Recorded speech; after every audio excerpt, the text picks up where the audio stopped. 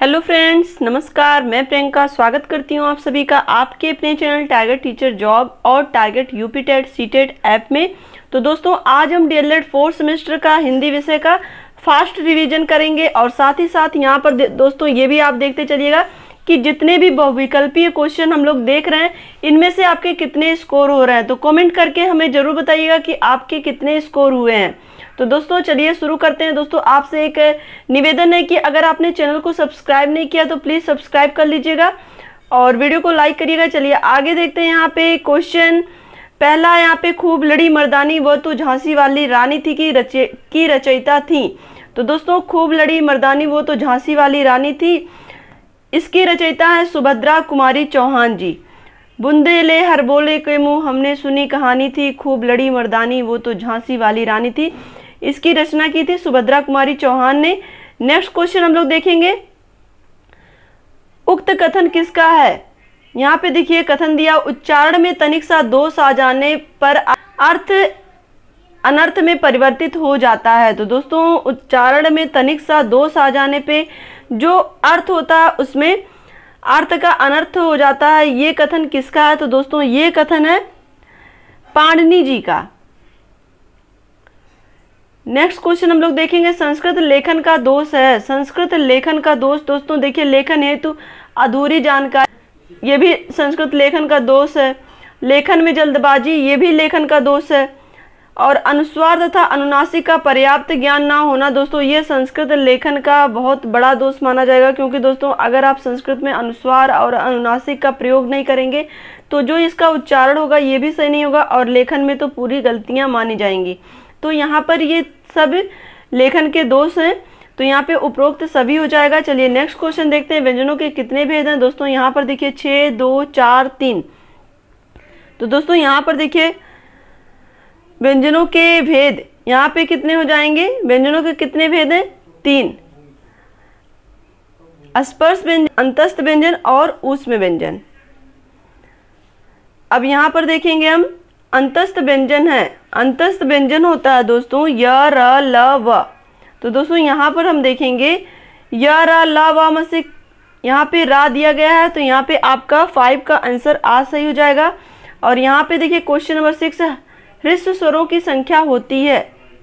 तो दोस्तों यहाँ पर देखिए ऑप्शन है 9, 3, 5, 7। तो दोस्तों ह्रस्व स्वरों की संख्या 5 होती है। तो दोस्तों ह्रस्व मतलब होता है छोटा और इनके उच्चारण में कम समय लगता है। तो दोस्तों यहाँ पर देखिए ह्रस्व स्वर कौन कौन से हैं, छोटा आ, छोटी ई, उ, री और उसके बाद री।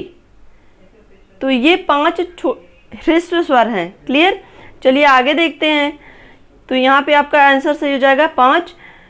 नेक्स्ट क्वेश्चन, क्वेश्चन नंबर 7, ऊष्म व्यंजन है। ऊष्म व्यंजन दोस्तों, ऊष्म व्यंजन यानी कि जिसमें मुंह से उष्मा निकलती है, ऊष्म व्यंजन स, ह। तो दोस्तों यहाँ पे देखिए ये षटकोण वाला सा दिया है यहाँ पे, तो ये आपका सही आंसर हो जाएगा। क्वेश्चन नंबर 8, स्वर तथा व्यंजनों की कुल संख्या कितनी है। तो दोस्तों यहाँ पर देखिए स्वर तथा व्यंजनों की संख्या कितनी है। क्वेश्चन नंबर 8 है यहाँ पे। तो दोस्तों स्वर तथा व्यंजनों की कुल संख्या कितनी है, यहाँ पे हो जाएगा 42, 9 स्वर और 33 व्यंजन। क्वेश्चन नंबर 9 देखेंगे यहाँ पे हम, स्वर के कितने भेद होते हैं। दोस्तों स्वर के कितने भेद होते हैं। तो यहाँ पे दोस्तों स्वर के 3 भेद होते हैं। फ्रेंड्स स्वर के 3 भेद होते हैं, कौन कौन से, ह्रस्व स्वर, दीर्घ स्वर और मिश्रित स्वर। तो ह्रस्व स्वर में क्या आते हैं, ह्रस्व में आते हैं दोस्तों आ, ई, उ, री और री। और दीर्घ स्वर में बड़ा आ, बड़ी, बड़ा उ, री, ए, आई, ओ, औ आते हैं। और मिश्रित में आते हैं ए, ओ जो कि ए और औ, यानी कि ये मिश्रित स्वर हैं। तो दोस्तों यहाँ पे आपके स्वर के कितने भेद हो जाएंगे, वो 3 हो जाएंगे। चलिए नेक्स्ट क्वेश्चन देखते हैं। यहाँ पे नेक्स्ट क्वेश्चन है क्वेश्चन नंबर 10, दीर्घ स्वरों की संख्या कितनी होती है। दोस्तों दीर्घ स्वरों की संख्या कितनी होती है, यहाँ पे आपके ऑप्शन दिए गए हैं 2, 3, 8, 5। तो दोस्तों दीर्घ स्वरों की संख्या होती है 8। कौन कौन से, बड़ा आ, बड़ी ई, उ, री, ए, आई, ओ, औ। ये टोटल 8 होते हैं, यानी कि जो बड़े स्वर हैं, और इसके अलावा ए, आई, ओ, औ और री। नेक्स्ट क्वेश्चन देखेंगे हम लोग, क्वेश्चन नंबर 11, संयुक्त व्यंजन है। तो यहाँ पे दोस्तों संयुक्त व्यंजन हम लोग पढ़ चुके हैं, छात्रा, ज्ञा और स्रा। तो दोस्तों यहाँ पे जब छात्रा, ज्ञा और स्रा हम बोल रहे हैं तो यहाँ पे त्रा आ रहा है, तो ये आपका त्रा संयुक्त व्यंजन है। यहाँ पे देखिए क्वेश्चन नंबर 12, हलंत को प्रदर्शित किया जाता है। दोस्तों हलंत को प्रदर्शित किया जाता है इस तरह से, यानी कि जब भी हम किसी वर्ड के नीचे हलंत का प्रयोग करते हैं तो वो आधा माना जाता है, जो अक्षर होता है वो आधा माना जाता है। अब यहाँ पे देखिए नंबर 13, मौन पठन के दोष हैं दोस्तों, भयभीत होकर पढ़ना, आशंकित होकर पढ़ना, ध्वनि को नाक द्वारा निकालना और उपरोक्त सभी। तो दोस्तों मौन पठन के दोष उपरोक्त सभी हैं। क्वेश्चन नंबर 14, संस्कृत वर्णमाला को कितने भागों में बांटा गया है। दोस्तों क्वेश्चन नंबर 14 है, संस्कृत वर्णमाला को कितने भागों में बांटा गया है। तो ये संस्कृत वर्णमाला को 4 भागों में बांटा गया है। क्वेश्चन नंबर 15, मौखिक पठन के तत्व हैं। दोस्तों मौखिक पठन के तत्व शुद्ध उच्चारण भी है, स्पष्ट स्वर भी है, मधुर ध्वनि भी है, और यहाँ पे इसलिए हो जाएगा उपरोक्त सभी। नेक्स्ट क्वेश्चन देखेंगे हम लोग, किसी भी भाषा को सीखने का महत्वपूर्ण साधन है। तो दोस्तों यहाँ पर देखिए समाचार पत्र, दूरदर्शन, पत्र पत्रिकाएं, साहित्य। दोस्तों किसी भी भाषा को सीखने का महत्वपूर्ण साधन अगर हम बात करें तो वो है समाचार पत्र, क्योंकि दोस्तों ये हमारे आँख के सामने प्रत्यक्ष रहता भी है, और साथ ही दोस्तों यहाँ पर हमें समाचार पत्र के माध्यम से अलग अलग चीज़ों की जानकारी तो मिलती ही है, साथ ही साथ वहाँ पर हमें भाषा को सीखने का मौका भी मिलता है। तो क्वेश्चन नंबर 17, कबीर की प्रमुख रचना है। दोस्तों कबीर की प्रमुख रचना यहाँ पे आपको पता है साखी शबद रामायणी, ये कबीरदास की प्रमुख रचना है, तो इसमें आपका साखी दिया हुआ है। क्वेश्चन नंबर 18, ज्ञानाश्रयी शाखा के प्रधान कवि थे। ज्ञानाश्रयी शाखा के प्रधान कवि थे कबीरदास जी। क्वेश्चन नंबर 19, जयशंकर प्रसाद की प्रमुख रचना थी। दोस्तों ध्रुव स्वामिनी, जयशंकर प्रसाद की प्रमुख रचना थी ध्रुव स्वामिनी। चलिए देखते हैं क्वेश्चन नंबर 20, मैथिली शरणगुप्त का खंड काव्य है। तो दोस्तों यहाँ पर देखिए मैथिली शरणगुप्त का जो खंड काव्य ये है पंचवटी। दोस्तों यहाँ पर देखिए मैथिली शरणगुप्त को राष्ट्र कवि भी कहा जाता है। क्वेश्चन नंबर 21, महादेवी वर्मा की प्रमुख रचना है। दोस्तों महादेवी वर्मा की प्रमुख रचना यहाँ पे कौन सी है। यहाँ पे महादेवी वर्मा की प्रमुख रचना यामा। और क्वेश्चन नंबर 22, यहाँ पे हम देखेंगे महावीर प्रसाद द्विवेदी जी ने किस पत्रिका का संपादन किया। तो दोस्तों महावीर प्रसाद द्विवेदी जी ने सरस्वती पत्रिका का संपादन किया था। और यहाँ पर देखिए गीतांजलि है जो रविन्द्रनाथ टैगोर के द्वारा लिखी गई थी, और 1913 में गीतांजलि के लिए रविन्द्रनाथ टैगोर को पुरस्कार दिया गया था। क्वेश्चन नंबर 23 देखेंगे, हरिवंश राय बच्चन की आत्मकथा का नाम। दोस्तों क्या भूलूं क्या याद करूं, ये इनकी आत्मकथा का नाम है। और इसके अलावा दोस्तों इनकी जो रचनाएं थी वो थी मधुशाला, बैर कराती, मंदिर मस्जिद, प्रेम कराती, मधुशाला। अब यहाँ पर हम देखें क्वेश्चन नंबर 24, गवन और गोदान किसकी प्रमुख रचना है। तो दोस्तों गवन और गोदान किसकी प्रमुख रचना है, यह है मुंशी प्रेमचंद जी की। क्वेश्चन नंबर 25, क्वेश्चन नंबर 25 था पाठ्य वस्तु से क्या तात्पर्य। यहाँ पे पाठ्य पुस्तक नहीं बल्कि पाठ्य वस्तु दिया गया है, तो पाठ्य वस्तु से तात्पर्य जो कि पढ़ी जाने वाली चीजें। तो यहाँ पे समाचार पत्र भी है, पत्रिकाएं भी है, संदर्भ पुस्तकें भी हैं, तो प्रयुक्त सभी हो जाएगा। क्वेश्चन नंबर 26 है, बीजक नामक ग्रंथ किससे संबंधित है। दोस्तों बीजक नामक ग्रंथ किससे संबंधित है, तो ये संबंधित है कबीरदास जी से। बीजक नामक ग्रंथ का जिसमें साखी शबद रामायणी ये तीनों ग्रंथ इनके संग्रहित हैं। और यहाँ पे देखिए क्वेश्चन 27, बिहारी जी सर्वश्रेष्ठ कवि थे। दोस्तों बिहारी जी सर्वश्रेष्ठ कवि थे रीत काल के। तो नेक्स्ट क्वेश्चन हम देखेंगे 28, जयशंकर प्रसाद जी का स्वर्गवास हुआ था। दोस्तों जयशंकर प्रसाद जी का स्वर्गवास हुआ था 1937 में। परिमल काव्य की रचयिता थे। दोस्तों परिमल काव्य के रचयिता सूर्यकांत त्रिपाठी निराला जी हैं। यह आपका द ऑप्शन सही हो जाएगा। क्वेश्चन नंबर 30, पंचपात्र के लेखक हैं। दोस्तों पंचपात्र के लेखक हैं श्री पद्मलाल पुन्नालाल बख्शी जी। क्वेश्चन नंबर 31, वीणा काव्य रचना के रचयिता। दोस्तों वीणा काव्य रचना के रचयिता हैं सुमित्रा नंदन पंत जी, जिन्हें प्रकृति का सुकुमार कवि भी कहा जाता है। दोस्तों क्वेश्चन नंबर 32 देखेंगे, रामनरेश त्रिपाठी जी का जन्म हुआ था। दोस्तों रामनरेश त्रिपाठी जी का जन्म हुआ था 1889 में। काशी में नागरिक प्रचारी सभा की स्थापना की थी। दोस्तों काशी में नागरिक प्रचारी सभा की स्थापना की थी श्याम सुंदर दास जी ने। क्वेश्चन नंबर 34, हिंदी नवजीवन का संपादन किया था। दोस्तों हिंदी नवजीवन का संपादन किया था हरिभाऊ उपाध्याय जी ने। क्वेश्चन नंबर 35 देखें, महाकाव्यों में सारगर्भित वाक्यों को कहते हैं। दोस्तों काव्यों महाकाव्यों में सारगर्भित वाक्य को क्या कहते हैं? सूक्ति कहते हैं। जो भी वाक्य हो जिनका सार निकल के आ रहा हो काव्य और महाकाव्य में, उनको क्या कहते हैं? सूक्ति कहते हैं। यहाँ पे देखिए क्वेश्चन नंबर 36 है, यहाँ पर देखिए हितम मनोहारी च दुर्लभम वाचय। सूक्ति किस काव्य की है दोस्तों? ये है किरातार्जुन नियम की। क्वेश्चन नंबर 37, विश्व साहित्य के इतिहास में सबसे बड़ा महाकाव्य। दोस्तों विश्व साहित्य के इतिहास में सबसे बड़ा महाकाव्य, दोस्तों यहाँ पर देखिए विश्व साहित्य के इतिहास में सबसे बड़ा महाकाव्य दिया है श्रीमद् भागवत गीता। दोस्तों आप में से हमारे किसी डीएलएड प्रशिक्षु भाई ने कमेंट किया था कि मैम नेट पे महाभारत दे रहा है, लेकिन दोस्तों आपको पता होगा कि जो महाभारत है वो श्रीमद् भागवत गीता का ही अंश है। क्वेश्चन नंबर 38, सुगम शब्द का विलोम है। दोस्तों सुगम शब्द का जो विलोम होगा वो हो जाएगा दुर्गम। रविंद्र शब्द में संधि है। दोस्तों रविंद्र, यहाँ पे देखेंगे रवि धन इंद्र, तो दोस्तों यहाँ पर क्या हो रहा है? रवि धन इंद्र, इसका जो संधि विच्छेद आप कर रहे हैं तो यहाँ पे दीर्घ हो जा रहा है, तो दोस्तों ये आपका दीर्घ स्वर संधि है। क्वेश्चन नंबर 40 है, जयशंकर प्रसाद की रचना है। दोस्तों जयशंकर प्रसाद की रचना है कामायनी। कामायनी जयशंकर प्रसाद की रचना है। क्वेश्चन नंबर 41 देखिए, दुर्बल को ना सताइए जाकी मोटी हाय, मोई खाल की श्वास सो सार में भस्म हो जाए। तो दोस्तों ये रचना किसकी है? ये रचना है दोस्तों कबीर दास जी की। दमक का तुकांत शब्द होगा, दमक तुकांत, यानी कि राइमिंग स्कीम इसमें पूछ रहा है, तो यहाँ पे देखिए दमक का हो जाएगा धमक। सेम आपको साउंड वैसे ही निकलना चाहिए जिस तरह से दमक का हम कह रहे हैं, तो दमक का धमक।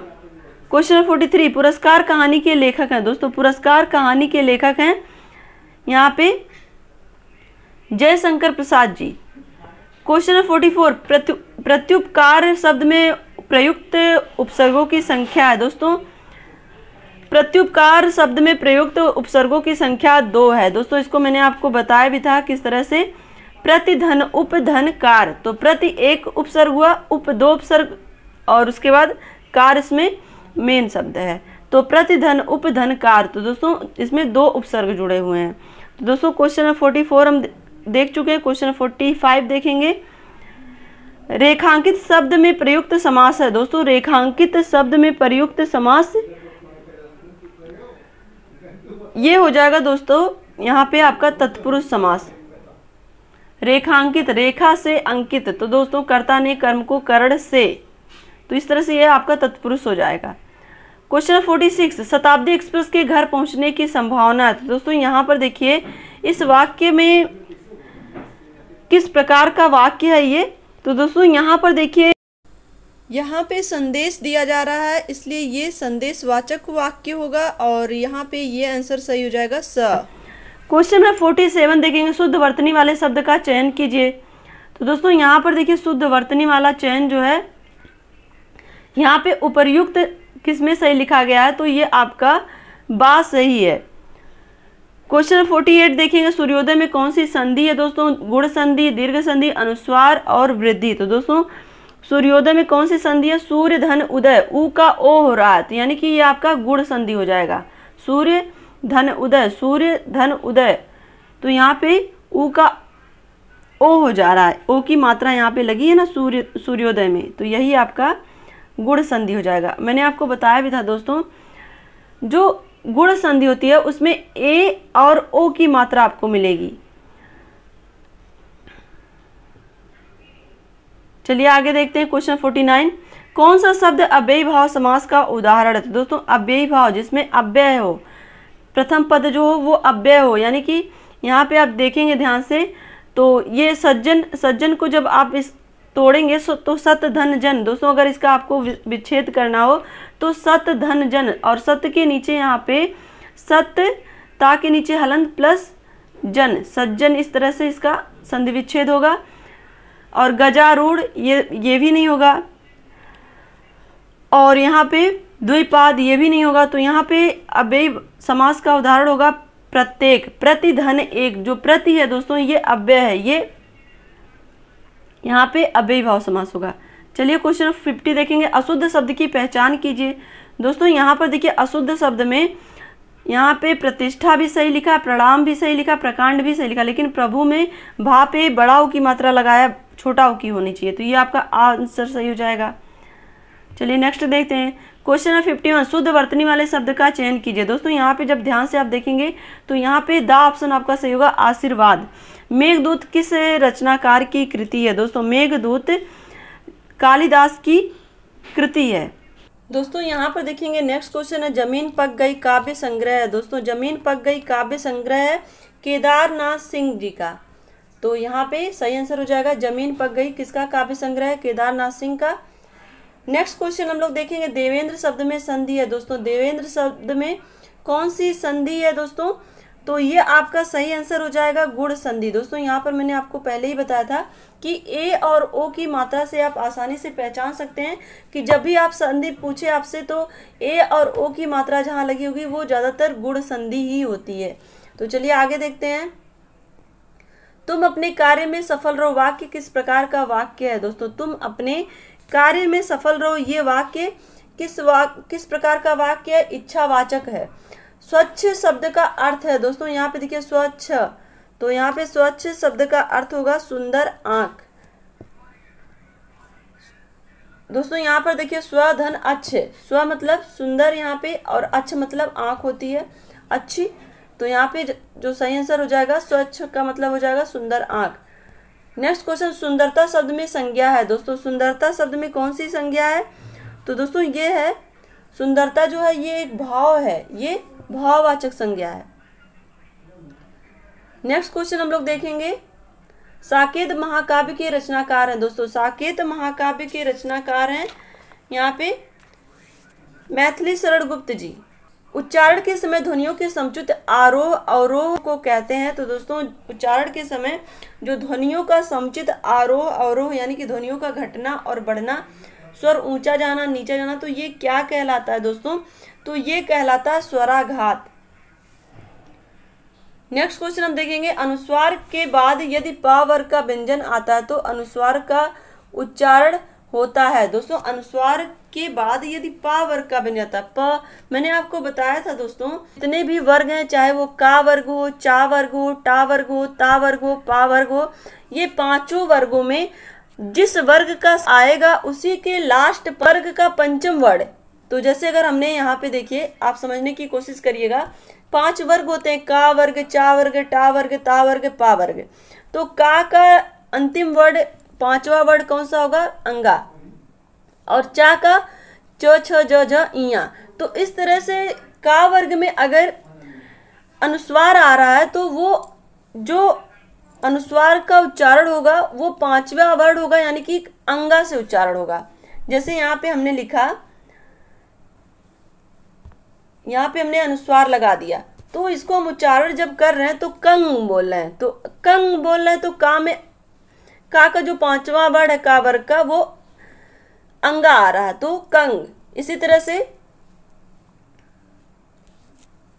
अगर यहाँ पे देखिए पा वर्ग है, पा वर्ग का आपसे पूछ रहा है पा वर्ग का व्यंजन आता है तो क्या होगा? तो दोस्तों पा वर्ग का 5वां वर्ड जो होगा वो होगा माँ। तो यहाँ पे देखिए तो उसका उच्चारण किस तरह से होगा? पम। कैसे होगा? पम। तो यहाँ पे जो सही आंसर हो जाएगा वो हो जाएगा आपका माँ। चलिए नेक्स्ट देखते हैं। अमारा मसीहा के लेखक है दोस्तों, अमारा मसीहा के लेखक है विष्णु प्रभाकर। काव्य की आत्मा, काव्य की आत्मा किसको कहा जाता है दोस्तों? काव्य की आत्मा कहा जाता है रस को। नेक्स्ट क्वेश्चन देखेंगे। मैं सुमन हूँ कविता के रचयिता हैं। मैं सुमन हूँ कविता के रचयिता हैं द्वारिका प्रसाद महेश्वरी। वर्तनी की दृष्टि से अशुद्ध शब्द है, तो दोस्तों वर्तनी की दृष्टि से अशुद्ध शब्द है यहाँ पे पूजनीय।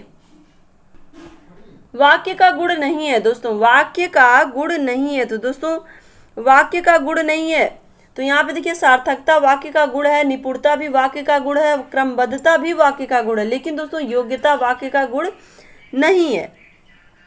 यहाँ पे नेक्स्ट क्वेश्चन, मेरा नाम मोहन है का सही संस्कृत अनुवाद होगा। तो दोस्तों यहाँ पर देखिए मेरा नाम मोहन है का सही संस्कृत अनुवाद है मम नाम मोहना अस्ति। मेरा नाम मोहन है, मम नाम मोहना अस्ति, तो आपका ब ऑप्शन सही हो जाएगा। दोस्तों यहाँ पे देखिए किसी लिखावट के पीछे या बाद में लिखना कहलाता है। दोस्तों किसी लिखावट के पीछे या बाद में लिखना क्या कहलाता है? अनुलेख कहलाता है। तो दोस्तों आज के इस वीडियो में बस आपके इतने ही क्वेश्चन है, तो आप कमेंट करके हमें बताइएगा कि आपके कितने क्वेश्चन करेक्ट हुए हैं। और दोस्तों आज की वीडियो को लाइक करिएगा, और अगर आप चैनल पे नए हैं तो प्लीज़ चैनल को सब्सक्राइब तो जरूर कर लीजिएगा और अपने दोस्तों के साथ शेयर करिएगा। मिलते हैं नेक्स्ट वीडियो में। Take care, bye bye, love you all, Jai Hind.